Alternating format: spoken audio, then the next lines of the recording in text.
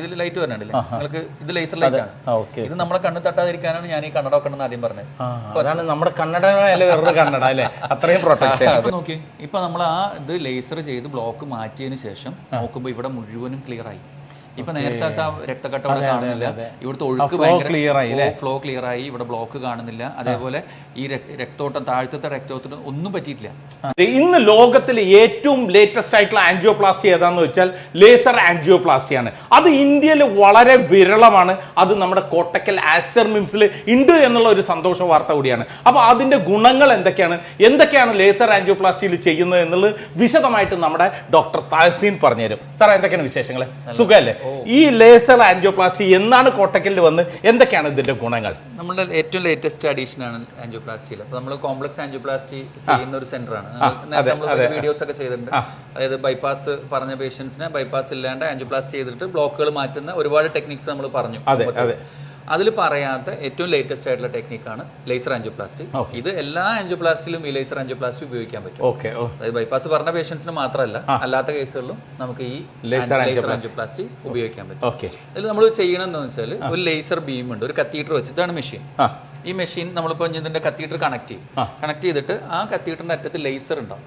Laser നമുക്ക് അറിയാലോ, ഒരു പവർഫുൾ സാധനമാണ്. ആ ലേസർ ഹാർട്ടിന്റെ ഉള്ളിൽ കൊണ്ടുപോയിട്ട് ആ ബ്ലോക്കിന്റെ ഉള്ളിലൂടെ ഈ ലേസർ കൊണ്ടുപോകുമ്പോൾ ആ ബ്ലോക്ക് അലിഞ്ഞു പോകും.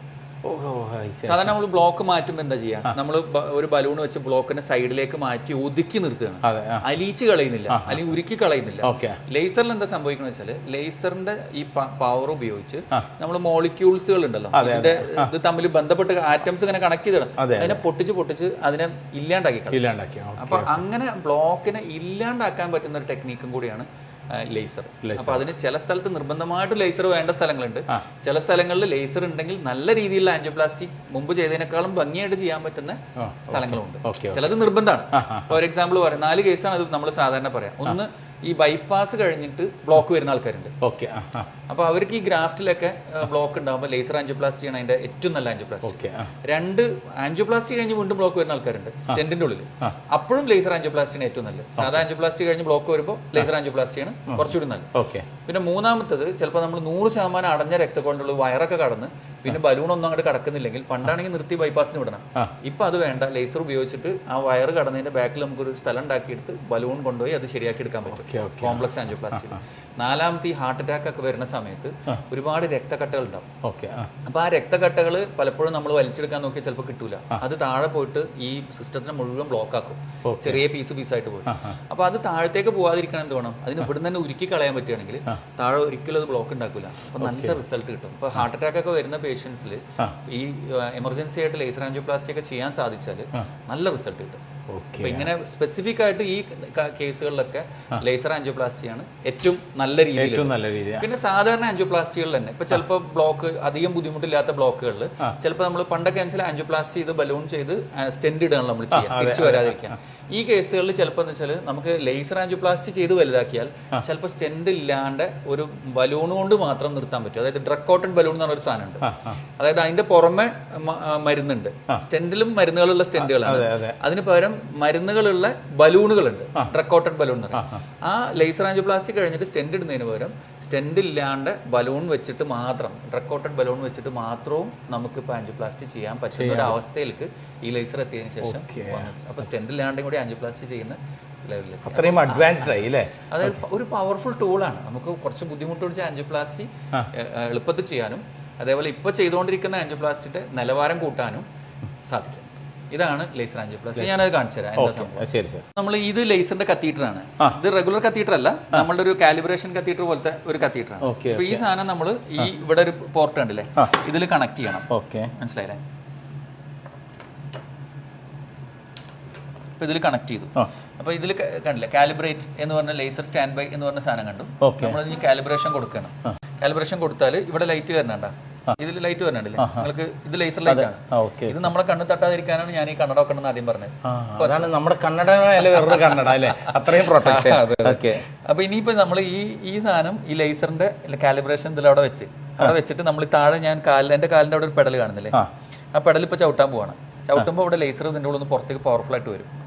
ഇനി ഇവിടെ നോക്കിക്കോളും, ഒച്ച ഉണ്ടാവണം. ഇത് ലേസറിന്റെ ഒച്ചയാണ്. അവിടെ അത് ലേസർ ലേസ് ചെയ്തുകൊണ്ടിരിക്കുന്നുണ്ട്. അതിന്റെ പവർ നോക്കുകയാണ്.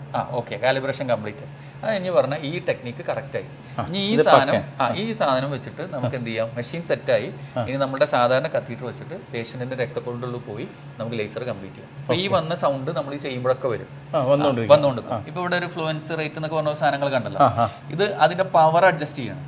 നമുക്കിപ്പോ 40 പവറിൽ ചിലപ്പോൾ പോകും, ചിലപ്പോൾ 60-40 പവറിൽ പോകും, കുറച്ചുകൂടി പവർ വേണമെങ്കിൽ 60-60 പോകും, ചിലപ്പോൾ 80-80 പോകും. അങ്ങനെ പവർ നമുക്ക് ഓരോ കേസിലും അഡ്ജസ്റ്റ് ചെയ്യാം. ഒറ്റ പോക്കല്ല, ഞാൻ നേരത്തെ പല അവസ്ഥകൾ പറഞ്ഞു. ഇപ്പൊ ഒന്ന് രക്തക്കട്ടയാണെന്ന് തോന്നുന്നു, രക്തക്കട്ടയാണെങ്കിൽ പവർ അധികം വേണ്ട, പക്ഷെ നമുക്ക് പതുക്കെ ചെയ്തെടുക്കണം. അപ്പൊ നമ്മൾ രക്തക്കട്ടയിൽ പവർ കുറക്കും. അപ്പൊ ഓരോ കണ്ടീഷൻ അനുസരിച്ച് നമ്മൾ പവർ അഡ്ജസ്റ്റ് ചെയ്തിട്ട് നമുക്ക് ഈ ലേസർ വെച്ചിട്ട് നല്ല റിസൾട്ട് ഉണ്ടാക്കിയെടുക്കാം. മോനൊക്കെ ഒരു കേസ് കാണിച്ചു തരാം. ഇപ്പൊ ലേസർ ചെയ്തൊരു കേസ് കാണിച്ചു തരാം. ഈ പേഷ്യന്റ് ഒരു ദിവസം രാവിലെ ഏർലി മോർണിംഗ് ആയിട്ട് നമ്മുടെ അടുത്ത് ഹാർട്ട് അറ്റാക്ക് ആയിട്ട് വന്നതാണ്. അപ്പൊ അവരെ ആൻജിയോഗ്രാം നമ്മൾ എടുത്ത് നോക്കുമ്പോൾ ഇവിടെ ഇത് വലത്തെ സൈഡത്തെ രക്തക്കൊള്ളാണ്. ഇവിടെ നിങ്ങൾ ശ്രദ്ധിച്ചു കഴിഞ്ഞാൽ ഈ മെയിൻ രക്തക്കൊള്ളിന്റെ ഉള്ളിൽ രക്തം വന്നിട്ട് ഇവിടെ വരെ എത്തുന്നുള്ളൂ, അതിന്റെ അപ്പുറത്തേക്ക് പോകുന്നില്ല. ഇവിടെയൊക്കെ നോക്കിക്കഴിഞ്ഞാൽ രക്തം അങ്ങോട്ട് ഇങ്ങോട്ട് ആടി കളിക്കാന്നല്ലാണ്ട് ഫ്ലോ ഇല്ല. ഇതൊരു എമർജൻസി സിറ്റുവേഷൻ ആണ്, മേജർ ഹാർട്ട് അറ്റാക്ക് ആണ്. ഇത് കറക്റ്റ് സമയത്ത് ചികിത്സ കിട്ടിയില്ലെങ്കിൽ ജീവൻ നഷ്ടപ്പെടുന്ന പോലത്തെ ഒരു ഹാർട്ട് അറ്റാക്ക് ആണ്. അപ്പൊ ആ ഹാർട്ട് അറ്റാക്ക് നമ്മൾ സാധാരണ വരുന്ന ഒരു ഹാർട്ട് അറ്റാക്ക് തന്നെയാണ്. പക്ഷെ ഇതിൽ എന്താണ്ടായെന്ന് വെച്ചാല് നമ്മള് സാധാരണ എന്താ വെച്ചാൽ രക്തക്കട്ട വലിച്ച് പുറത്തെടുത്ത് അവിടെ ഫ്ലോ ഉണ്ടാക്കുകയാണ് ചെയ്യാം. അപ്പൊ അതിന്റെ സ്റ്റെപ്പ് ഞാൻ ആദ്യം കാണിക്കാം. പക്ഷെ അത് വർക്കായില്ല. വർക്കാവാതായപ്പോ നമ്മൾ ലേസർ ഉപയോഗിച്ചിട്ടാണ് ഇതിൽ നല്ലൊരു റിസൾട്ട് ഉണ്ടാക്കിയെടുത്തത്. അതാണ് ഞാൻ കാണിക്കാന്ന് പറഞ്ഞത്. ഇപ്പൊ നമ്മൾ ഇതിൽ ചെയ്യണമെന്ന് വെച്ചാല് നമ്മളൊരു വയർ ഇട്ടിട്ടുണ്ട്. ഈ കാണുന്ന വയറിന്റെ മേലെ കൂടി ഇവിടെ ഒരു കറുത്ത കുറ്റിയില്ലേ, അത് കറുത്ത കുറ്റിയല്ല, ഒരു ട്യൂബാണത്. അത് രക്തക്കട്ട വലിച്ചെടുക്കുകയാണ്. അത് പലവട്ടം വലിച്ചെടുത്തിട്ടും രക്തക്കട്ട പോരുന്നില്ല. ഇപ്പൊ നമ്മൾ ആ രക്തക്കട്ട വലിച്ചെടുത്തിട്ട് കഴിഞ്ഞതിന് ശേഷവും നിങ്ങൾ നോക്കുകയാണെങ്കിൽ ഇവിടെ ഒരു വെളുത്തൊരു സാധനം കാണാം, ഇവിടെ ഈ ഭാഗത്ത് കാണുന്നില്ലേ? ആ വെളുത്ത സാധനം രക്തക്കട്ടയാണ്. അത് എത്ര നോക്കിയിട്ട് അത് വലിഞ്ഞിട്ട് പോരുന്നില്ല. അപ്പൊ അങ്ങനത്തെ ഒരു സിറ്റുവേഷനിൽ നമ്മളിപ്പോ നേരെ ബലൂൺ വികസിപ്പിക്കുക അല്ലെങ്കിൽ അവിടെ സ്റ്റെൻഡ് ഇടാൻ നോക്കുക എന്തെങ്കിലും ചെയ്താൽ ഈ രക്തക്കട്ട അതിന്റെ ഉള്ളിൽ നിന്ന് താഴത്തേക്ക് പോയിട്ട് ഈ സ്ഥലം മുഴുവൻ ബ്ലോക്ക് ആക്കും. അപ്പൊ അത് അങ്ങോട്ട് പോകാൻ പാടില്ല. നമുക്ക് വലിച്ച് പുറത്തെടുക്കാൻ പറ്റണം, അല്ലെങ്കിൽ അതിനെ അവിടെ ഉരുക്കി കളയണം. വലിച്ച് പുറത്തെടുക്കാൻ പറ്റുന്നില്ല, എത്ര നോക്കിയിട്ടും വലിഞ്ഞ് കിട്ടുന്നില്ല, കാരണം അതിന്റെ ശക്തി കൂടുതലായതുകൊണ്ട്. അപ്പൊ നമ്മൾ എന്ത് ചെയ്തു, ലേസർ ഇട്ടിട്ട് അതിനെ ഉരുക്കി കളയാൻ തീരുമാനിച്ചു. ഈ കാണുന്നത് നമ്മൾ ഇതേ രക്തക്കൊള്ളിലെ വയറാണ്. ഇവിടെ ഒരു കറുപ്പ് കാണില്ലേ, ഇത് ലേസറാണ്. ഈ ലേസർ നമ്മൾ പതുക്കെ താഴത്തോട്ട് ഇങ്ങനെ കൊണ്ടുപോവാണ് ചെയ്യാം. വളരെ സ്ലോലാ ചെയ്യാം. ഇപ്പൊ കുറച്ച് ഇങ്ങോട്ട് വന്നു, ഇനി അടുത്തേൽ കുറച്ചും കൂടി ഇങ്ങോട്ട് വരും.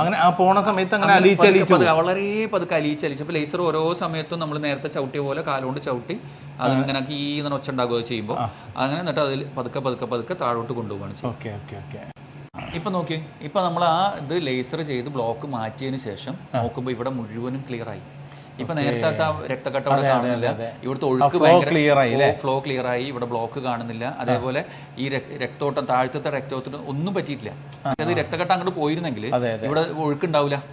മനസ്സിലായി? അപ്പൊ അങ്ങനത്തെ ഒരു പ്രശ്നവും നമുക്ക് ഇല്ലാണ്ട് ആ പേഷ്യന്റിനെ രക്ഷപ്പെടുത്തി എടുക്കാൻ പറ്റി.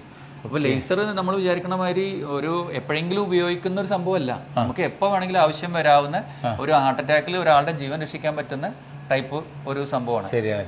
അത്രയും അഡ്വാൻസ്ഡ് ആൻജിയോപ്ലാസ്റ്റിന്റെ ഞാൻ പറഞ്ഞല്ലോ, നമ്മൾ ചെയ്തുകൊണ്ടിരിക്കുന്ന ആൻജിയോപ്ലാസ്റ്റിന്റെ നിലവാരം ഒരുപാട് കൂട്ടാൻ സാധിച്ചു.